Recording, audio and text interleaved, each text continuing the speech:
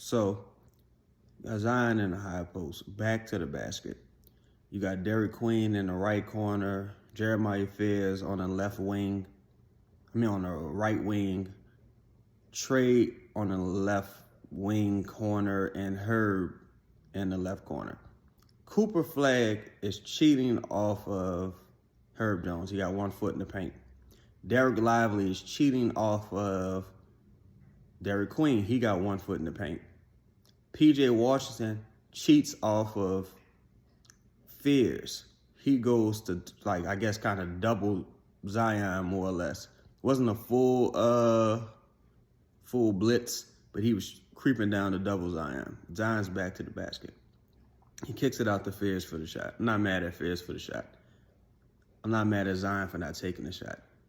What I don't understand is, so Derek Queen at this point has 11 assists. Why not put him in the high post and put your best 2 or 3 players in the action? Why is Herb Jones on the court right now on this offensive situation? And I ask that because several times last game, I think Kevon Looney was subbed in for defensive situations at the end of the game. In the first half, there was a substitution for a defensive situation, if I'm not mistaken. So you know to sub in the right personnel at the end of the game. Not that anyone shot well, but you gonna put Herb Jones right there? To what end?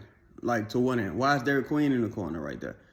If you was gonna give the ball to Zion in that situation, you gotta go with the point Zion approach, face up at the top of the key. That way he can get downhill and potentially kick it to one of the shooters. But here's the thing: you got a pretty decent look with Jeremiah Fairs.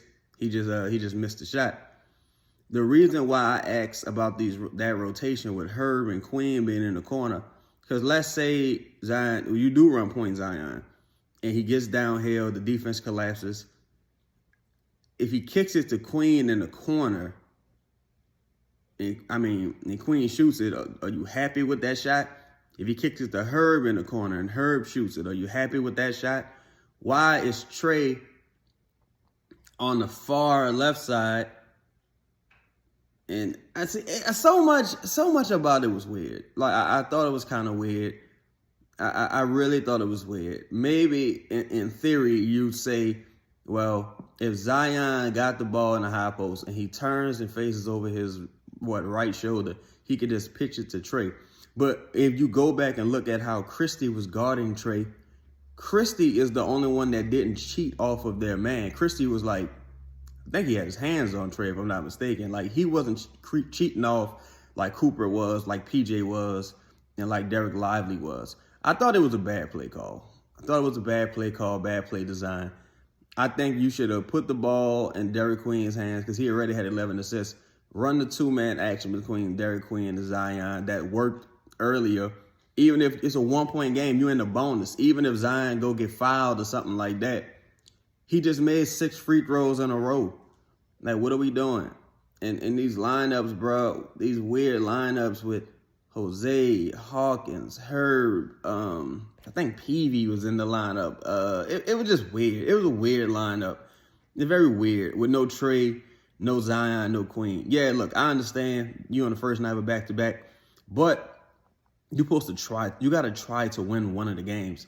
The game against Dallas was the more important game. It was the easier opponent also. Now you're going into a second night of a back-to-back. You're probably not going to have Zion. You're probably not going to have Sadiq Bey. So you did that for what? You had these weird rotations for what? Just go try to win the game, man. I don't understand it whatsoever. But I don't know.